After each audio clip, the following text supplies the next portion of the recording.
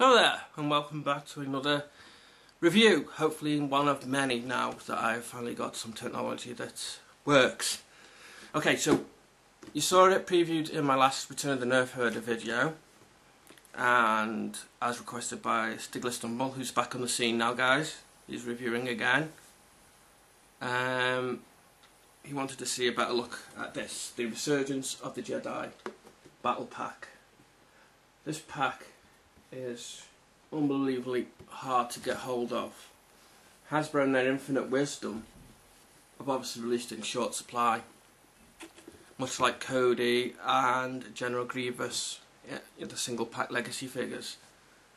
We all know Hasbro, so if you're watching Hasbro, come on, get a grip. You obviously know we want these things, put them out and we'll buy them, instead of Yarno Del Gargans by the peg load selling at full price in my local store. I had to mention, but that's my rant over. I'll start with R2-D2.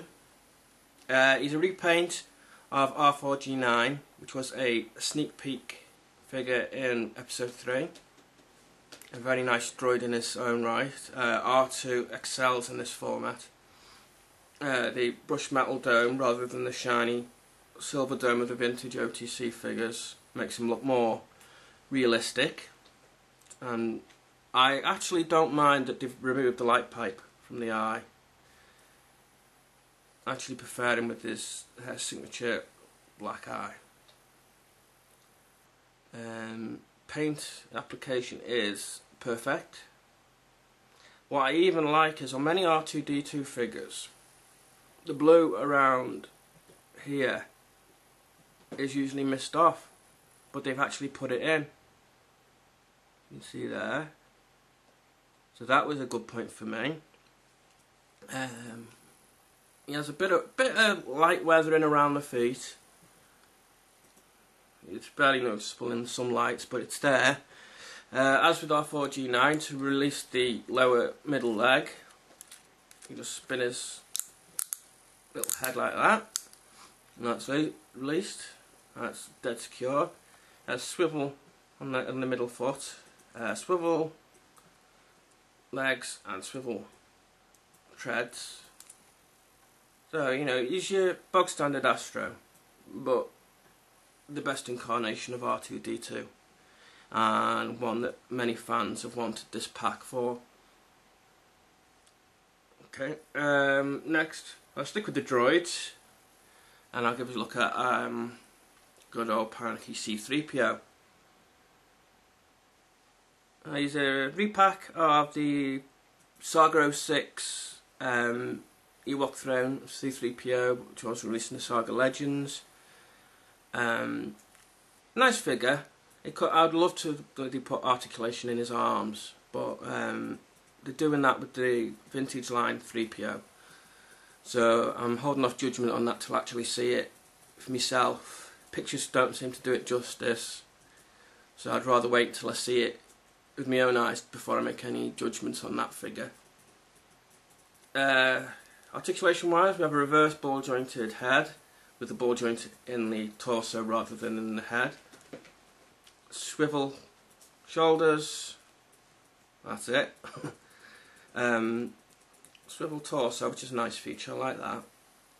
Swivel hips, there's some movement in the thigh there. And hinged knees, no articulation in the feet. Overall, at the present time, this is the best 3PO you're going to find. Out of the box, I was a bit disappointed with the weathering scheme. It looked more like somebody dripped black paint on him rather than actually made any effort to weather him. So what I did, I used a gold marker which dries matte to give him a more rusty look, to take the black out, because his hands were just black and it looked absolutely terrible. I mean, I don't know if anyone else has got the pack on YouTube, but I did not like the hands at all. But the gold markers fixed all that. It's given him more of a rusty, Tatooine-y feel to him. I have tried to put weathering all over him, which, to me, seeing him now, you can see it. I don't know whether the camera's picking it up. Hopefully it has. Won't be able to tell till the playback later. But if not, you have to take my word, I'm afraid. Okay, so that's 3PO. Damn nice figure. Now is the reason, like myself, many collectors want this pack for. Hasbro has a dim view on Moisture Farmer Luke. He's not their A-list. Jedi Luke in his black robes is. Moisture Farmer Luke, no. He doesn't sell well apparently, so we were surprised to see this in a pack, and I'll be really surprised if you ever got single carded anytime soon. So there we have Nerf Jr. in the background there. The single most impressive Luke Skywalker figure I own, and possibly the best Luke Skywalker to date. The face sculpt is absolutely perfect.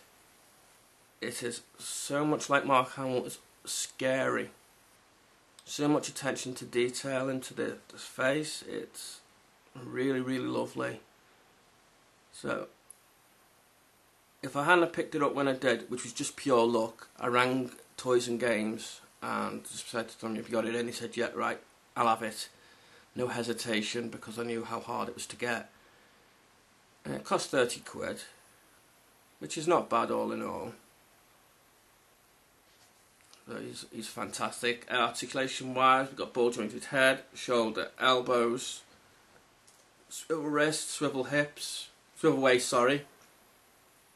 Hips are articulated too, much like the 30th anniversary Obi-Wan and Anakin, which were released in the Saga Legends. So you can get good range of movement from them. Ball jointed knees and feet. Now he's a kit bash figure. In regards to the legs are from the 2004 vintage OTC Luke. The arms are from the 30th anniversary Moisture Farmer Luke that came with the moisture evaporator. And the body, I think, is brand new. I've looked at those two figures I've just mentioned and it doesn't seem to match. Could be wrong. And obviously the head is a complete new sculpt. So he is wonderful.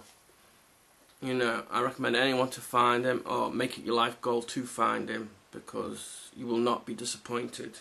Next up, we have a figure that I've been dying to get hold of since he was released last year, but waited for this pack, is Obi-Wan Kenobi, or Obi-Wan Ben Kenobi. I mean, I always grew up with him calling him Ben Kenobi, so I find it hard sometimes even watching Clone Wars or the prequel trilogy calling him Obi-Wan. I slip back into my childhood days and call him Ben Kenobi. That's just 30 plus years of being a fan. You get into certain habits.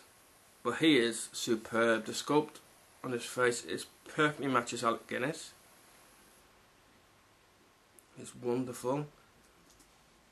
He has his hand there in there. These aren't the droids you're looking for. Pose. Comes with the signature lightsaber. Same one you get with any Obi-Wan figure. And soft goods, tunic and cape. Articulation wise is standard for most figures, with a little bit extra of ball jointed head and neck, ball jointed shoulders, elbows, swivel wrists, swivel waist, swivel hips, ball jointed knees and ankles. I've read on a few forums. There's been a complaint, people not liking the ball jointed neck. Personally, I love it. I think it's a great addition, and it's just a shame that if you put it into a normal figure, say Han Solo for example, it would look terrible because you'd have a big ring separating the neck from the body, and it'd look atrocious on that kind of figure. And I think the main benefit of that is, as with us guys, we've got our Adam's apple. So if you turn a Han Solo figure, you probably notice that his Adam's apple stays here and his neck's over there, and it looks quite...